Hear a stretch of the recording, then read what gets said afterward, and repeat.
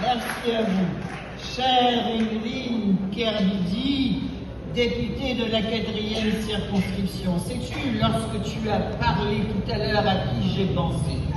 J'ai pensé à la première femme avocate de la Réunion, Marie Collardot, à qui on n'a jamais rendu hommage. Marie Collardot, le vigoureux dont le père était maire de Saint-Pierre. Tu seras mère, ma fille. Cher Patrick Le Breton, maire de Saint-Joseph, cher Harry Morel, président du Progrès, cher Wilfried Bertil, premier député de gauche de cette région.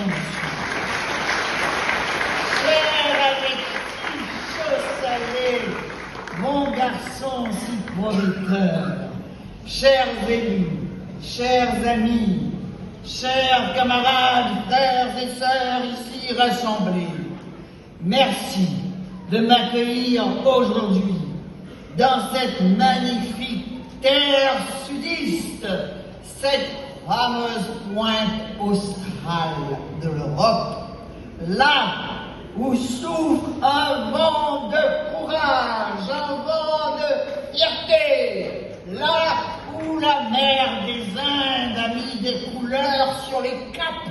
Je pense au Cap Jaune. Merci pour votre invitation.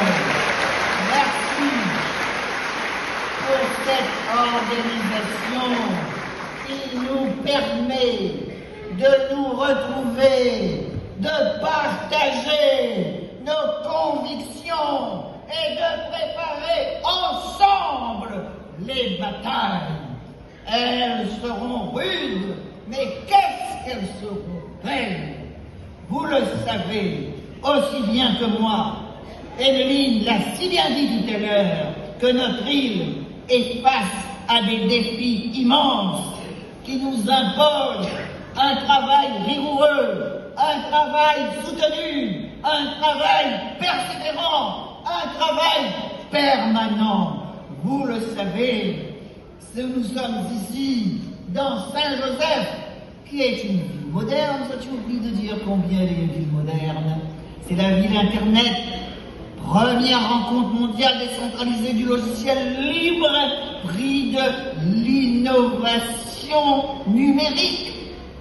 39 000 habitants, 3 collèges, 4 lycées, bientôt un nouveau lycée pour l'enseignement adapté parce que nous n'oublions pas les enfants porteurs de handicap. Nous sommes sur cette commune qui n'est pas petite, puisqu'elle presque 18 000 hectares. Presque 18 000 hectares. Est-ce que tu sais, mon cher Patrick, qu'il y a eu en 1792-1793 un maire qui s'appelait Louis Le Breton, capitaine de la garde nationale? Je voulais le dire pour que chacun sache, c'est bien, mais il y a eu un Le Breton. Chers amis, que dire sur les dernières années, les derniers mois qui se sont écoulés? Nous sommes à la tâche, nous sommes au travail. Ces dernières années, nous avons dû réparer les dégâts dont Evelyne a parlé tout à l'heure par celui qu'on appelait à la région la Tila des finances. Une situation catastrophique, mais grâce à l'engagement sans faille de votre maire, de notre premier vice-président en charge de l'argent, en charge des finances, nous avons mis la région sur de bons rails.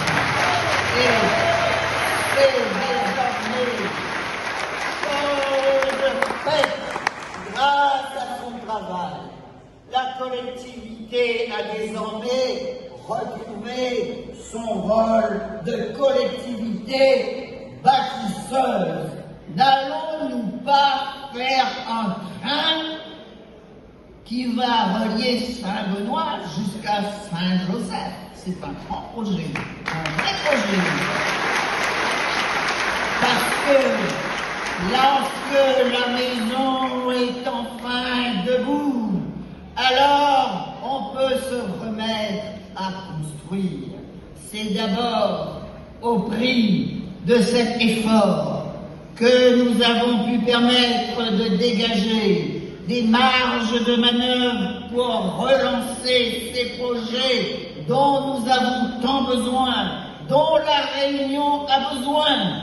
Je parlais du train tout à l'heure. Est-ce que vous savez que presque 80% des Réunionnais veulent un train parce que ça fait fatiguer 400 000 locaux? C'est la voiture, payer la traite, payer l'essence, payer les réparations. J'en ai marre. Et alors, nous relançons beaucoup de projets.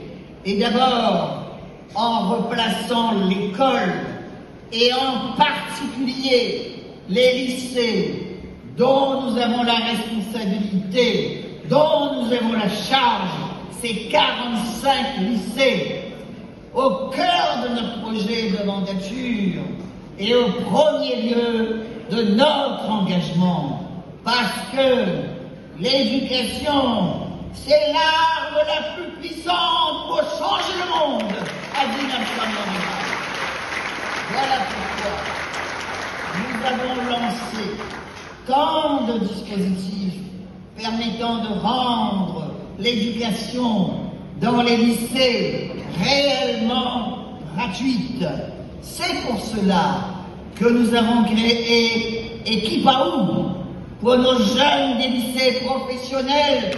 Vous imaginez, ça va jusqu'à 700 €. Et donc, vous imaginez, nous nous sommes battus pour l'allocation de rentrée scolaire, que ceux qui ont un certain âge se rappellent la manifestation des femmes montées jusqu'à la région pour marcher sur le président de la région et qui en même temps secrétaire d'État nous l'a allumé, si on peut dire.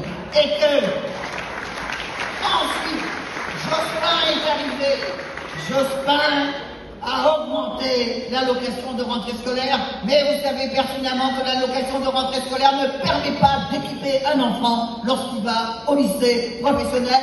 Voilà pourquoi nous avons créé Equipaou. Les revenus des parents ne doivent pas être un frein à la réussite de nos enfants, de notre belle jeunesse réunionnaise.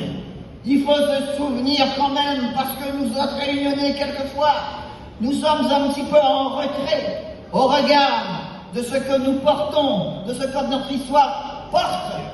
Est-ce qu'il faut que je le redise, un petit esclave qui s'appelait Edmond Albus, qui avait 12 ans, qui ne savait ni lire ni écrire, qui a inventé la fécondation de la vanille, et qui permet aujourd'hui à toute une population, à tout le monde, de faire de la vanille. Je pense au planteur de vanille de Saint-Philippe, bien sûr, au planteur de vanille de Saint-Joseph, parce qu'il y en a.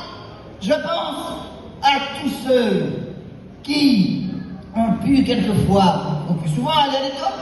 Je pense à Émile Hugo, qui a été, son livre est traduit maintenant dans 100 langues, qui a couvert de champs de canne le monde entier.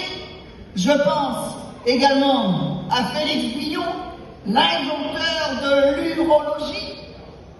Il aurait eu le prix Nobel s'il était encore vivant. Nous avons des Réunionnais de haute stature intellectuelle et souvent nous oublions, nous parlons des autres. Parlons de nous, nous sommes capables.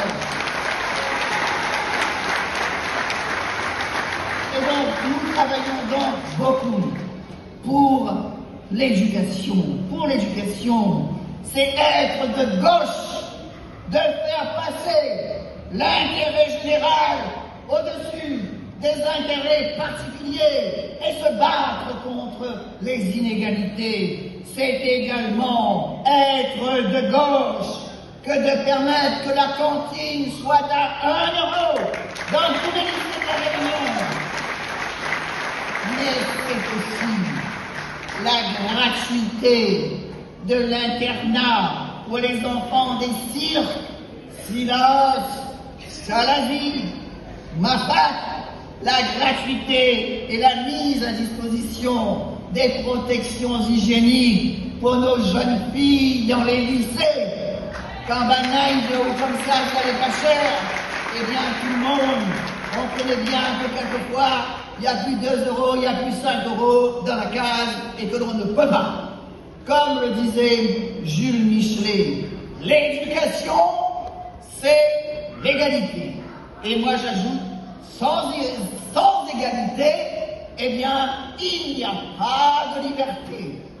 À l'heure du tout numérique et de l'abrutissement sur les réseaux sociaux, et parce que l'intelligence a besoin de nourriture pour l'esprit, nous avons lancé l'initiative Un trimestre, un livre pour chaque lycéen, qui soit roman, bande dessinée, manga, peu importe. Ce qui compte, c'est redonner le goût de lire, d'ouvrir l'imaginaire de notre belle jeunesse. Vous le savez, si nous consacrons tant d'énergie pour cette jeunesse, pour son éducation, c'est parce que notre jeunesse est l'avenir de notre terre, de notre société. Sans formation des jeunes, notre société court au péril.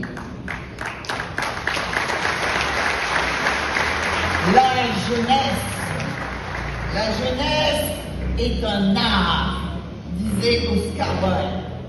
Nous voyons, ô combien notre jeunesse est diverse, notre jeunesse réunionnaise est belle, intelligente, mais si on veut lui donner les moyens de sa réussite, il nous faut lui permettre de s'émanciper. C'est notre rôle politique que de faire cela. Et c'est notre rôle d'affirmer qu'en tant qu'humaniste, qu'en tant que progressiste, nous sommes à ses côtés pour lui donner les moyens d'apprendre et de se former, d'avoir accès à l'éducation, à l'instruction, sans regarder les moyens financiers dont sa famille dispose. Vous savez que certains féodaux à la Réunion disent « ça, c'est mon argent, c'est ma caisse ». Et donc, j'ai entendu un agriculteur dire, pour un maire d'à côté, qui est président de je sais pas quoi, de la commission agricole, et il a dit, écoutez, c'est moi qui donne l'argent, c'est moi qui cause, c'est pas oui. L'argent public, c'est votre argent, c'est l'argent des 900 000 Réunionnais, je l'affirme, et c'est cela, c'est comme cela que nous faisons les choses. À un moment où les lignes sont brouillées et où la confusion règne, il est de notre devoir de réaffirmer notre identité.